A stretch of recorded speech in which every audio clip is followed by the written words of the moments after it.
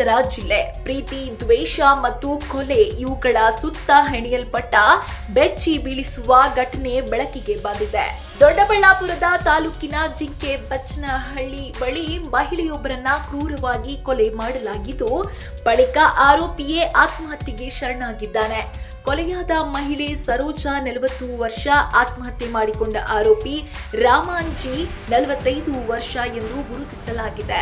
Police ತನಿಖೆಯ ಪ್ರಕಾರ ಕಳೆದ 1 ವರ್ಷದಿಂದ ಇವರಿಬ್ಬರ ನಡುವೆ ಅನೈತಿಕ ಸಂಬಂಧ ಇತ್ತು. ಸೋಷಿಯಲ್ ಮೀಡಿಯಾದಲ್ಲಿ ಆರಂಭವಾದ ಪರಿಚಯ ನಂತರ ಪ್ರೀತಿಗೆ ತಿರುಗಿತ್ತು. ಸರೋಜಾ ದೇವನಹಳ್ಳಿ ಬಳಿ ಖಾಸಗಿ ಕಾಲೇಜಿನಲ್ಲಿ ಗೆಸ್ಟ್ ಲೆಕ್ಚರರ್ ಆಗಿ ಕೆಲಸ ಮಾಡುತ್ತಿದ್ದರು. ಗಂಡನಿಗೆ ವಿಚ್ಛೇದನ ನೀಡಿದ ಬಳಿಕ ರಾಮಾಂಜಿಯೊಂದಿಗೆ ಸಂಪರ್ಕದಲ್ಲಿದ್ದಳು ಎನ್ನಲಾಗಿದೆ. ಆದರೆ ಮದುವೆಯಾಗೋಣ ಎಂಬ ರಾಮಾಂಜಿಯ ಒತ್ತಾಯಕ್ಕೆ ಸರೋಜಾ ನಿರಾಕರಿಸಿದ್ದಳು. ಇದೇ ದ್ವೇಷಕ್ಕೆ ಕಾರಣವಾಗಿದ್ದು ಕೊಲೆಗೂ ದಾರಿ ಮಾಡಿಕೊಟ್ಟಿದೆ.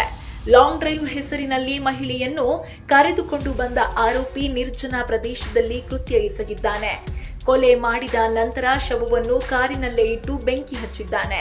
ಸಂಪೂರ್ಣ ಸುಟ್ಟ ಸ್ಥಿತಿಯಲ್ಲಿ ಪತ್ತೆಯಾದ ಶವದಿಂದ ಆರಂಭದಲ್ಲಿ ಯಾರದ್ದು ಎಂಬುದು ಪತ್ತೆಯಾಗಿರಲಿಲ್ಲ.